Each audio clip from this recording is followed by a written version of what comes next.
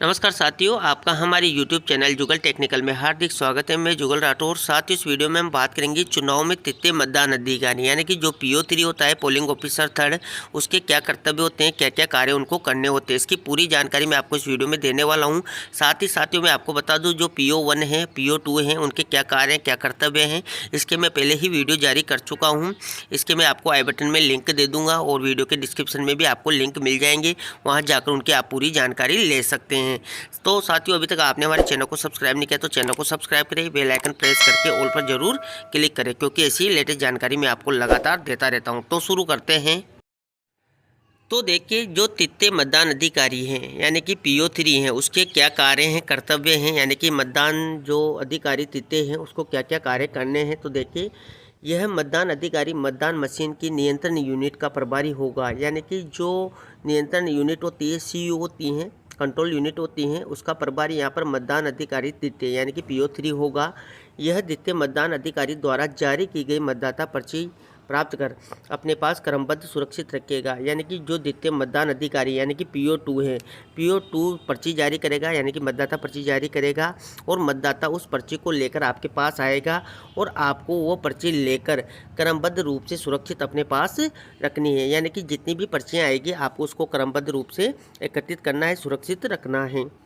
इसके बाद देखिए, नियंत्रण यूनिट यानी कि जो कंट्रोल यूनिट है के बैलेट बटन को दबाकर मतदान कक्ष में रख के मतदान यूनिट को चालू करेगा, यानी कि जो कंट्रोल यूनिट है यानी कि नियंत्रण यूनिट, उससे आपको बैलेट है वो जारी करना है।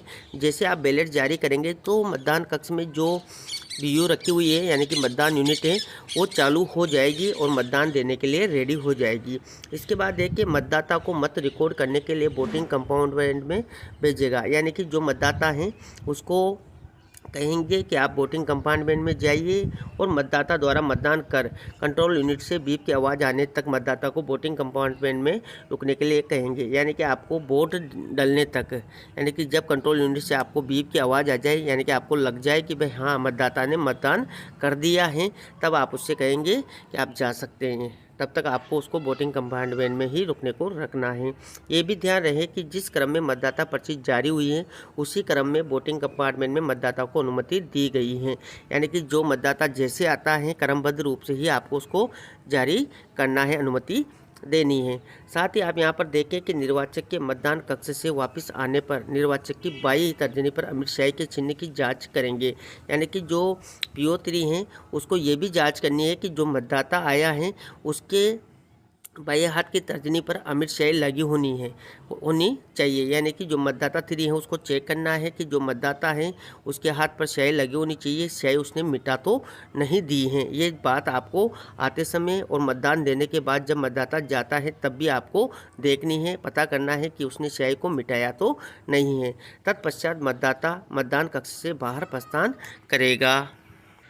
तो इस प्रकार साथियों, जो मतदान अधिकारी तृतीय हैं यानी कि PO3 हैं उसको कंट्रोल यूनिट का प्रभारी बनाया गया है, और जो मतदाता पर्ची लेके आता है पर्ची को आपको सुरक्षित रखना है, आपको बैलेट जारी करना है। बैलेट जारी करने के बाद आप ये ध्यान रखें कि जो मतदाता है वो बैलेट जो वोट हैं वो कंप्लीट दे चुका है, यानी कि वोट उसने डाल दिया है, और पर्चियों को आप अपने पास रख के और आप बाएं हाथ की तर्जनी पर जो शाही लगी हुई उसका भी निरीक्षण आपको करना है। तो इस प्रकार आपके ये कार्य कर्तव्य रहने वाले हैं। तो ये थी पूरी जानकारी तृतीय मतदान अधिकारी को लेकर। आपको हमारी जानकारी कैसी लगी? जानकारी अच्छी लगी तो लाइक शेयर करें, और अभी तक आपने हमारे चैनल को सब्सक्राइब नहीं किया तो चैनल को सब्सक्राइब करें, बेल आइकन प्रेस करके ऑल पर जरूर क्लिक करें। धन्यवाद साथियों।